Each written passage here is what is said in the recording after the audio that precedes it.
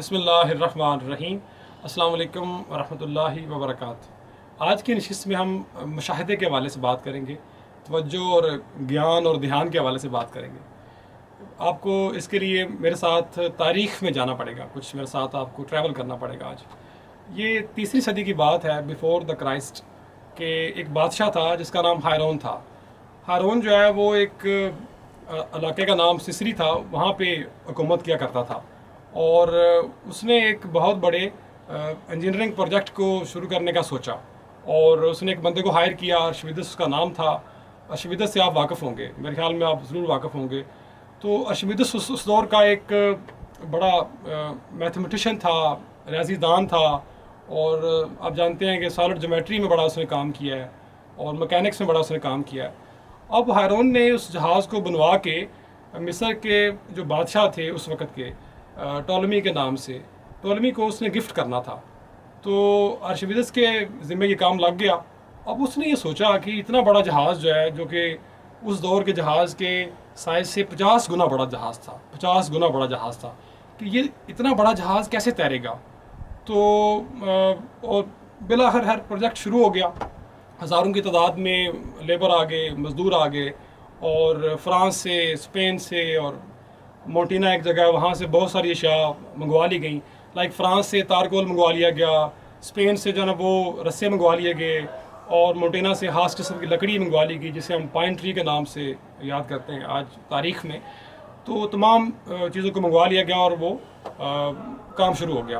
अब बादशाह की डिमांड ये भी थी कि उसके ऊपर एक बहुत बड़ी मंजनीक लगेगी और वो गोला फेंक सके और दफ़ाई लिहाज से भी जो है ना जहाज़ वो एक नाकाबिले तस्खीर हो।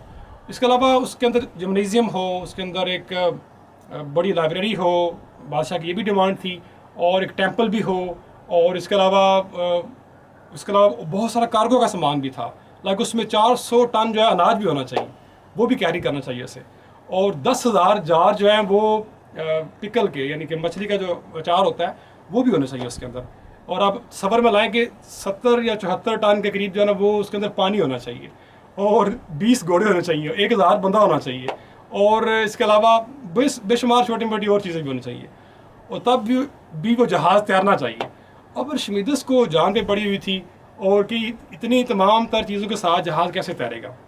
उसे सोचा, एक दिन वो किसी टब में बैठा स्नान कर रहा था, नहा रहा था, स्नान कर रहा था, तो क्या हुआ कि यकदम उसे इंस्पिरेशन सी आई कि कैसे हो सकता है कि इतना बड़ा जहाज़ कैसे तैरेगा, और अपनी मुश्किल में था, मुशाहिदे की तरफ उसका ध्यान था, ज्ञान था, सोच रहा था। तो यकदम उसे इंस्पिरेशन आई और उसने बस एक तरह से खुशी का इजहार किया, और फिर उसने क्या किया, मतलब उन तमाम चीज़ों को इकट्ठा करके उसे सोचा, गौर किया। तो वहाँ से उसने एक असूल दरियाफ्त किया, जैसे आज तारीख़ में हम आर्शिमीदेस के असूल के नाम से जानते हैं। अब आर्शिमीदेस का असूल है क्या? आर्शिमीदेस का असूल जो है बड़ा सादा सा है कि कोई चीज़ आप पानी में रखें तो वो पानी का एक ख़ास वॉल्यूम जो है, एक ख़ास हुजम जो है उसको डिस्प्लेस करती है।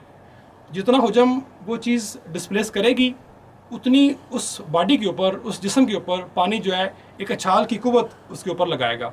अगर उछाल की कुव्वत उस बॉडी के वज़न से ज़्यादा होगी तो वो चीज़ तैरेगी। अगर उछाल की कुव्वत उस बॉडी के वज़न से कम होगी तो वो चीज़ डूब जाएगी। ये सादा सा उसूल था जो उसने टब में नहाते हुए या स्नान करते हुए या नहाते हुए उसने देखा और दरियाफ्त किया, और अपने मुशाहिदे से, अपने तवज्जो से, इर्तिकाज़ से इस असूल को दरियाफ्त किया, और इस असूल के तहत उसने फिर जहाज़ की तैयारी शुरू कर दी, और जहाज़ कामयाब कामरान वो अपनी मंजिल पे पहुंचा।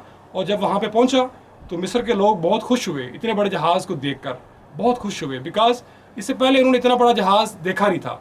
और उसके बाद से ये जो ये जो आर्शिमीदेस का प्रिंसिपल है वो फेमस हो गया, और आज तक हम उसे इस नाम से जानते हैं, आर्किमिडीज प्रिंसिपल भी कहते हैं इसे।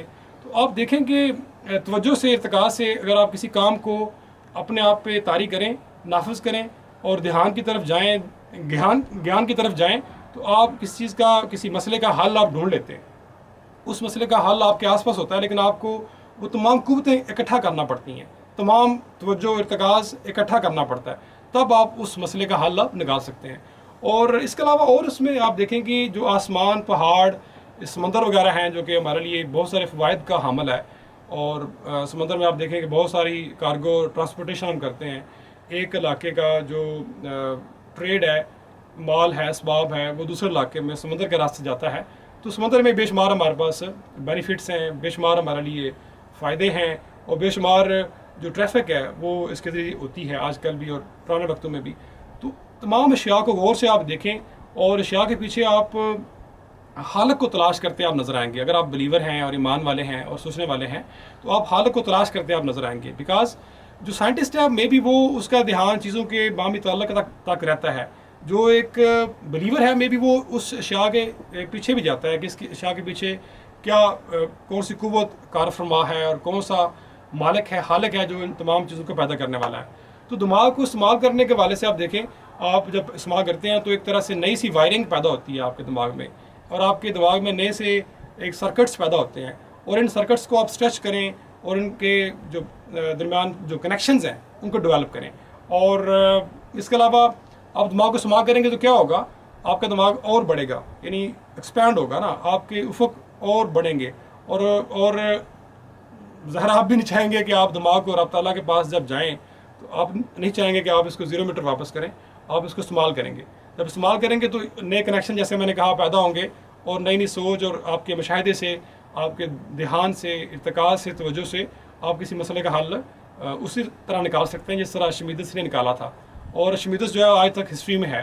तो आप भी कोई हिस्ट्री वाला काम कर सकते हैं, कोई तारीखी काम कर सकते हैं, अगर आप कंसंट्रेशन की तरफ आएँ। बहुत शुक्रिया। अस्सलाम वालेकुम रहमतुल्लाहि व बरकातहू।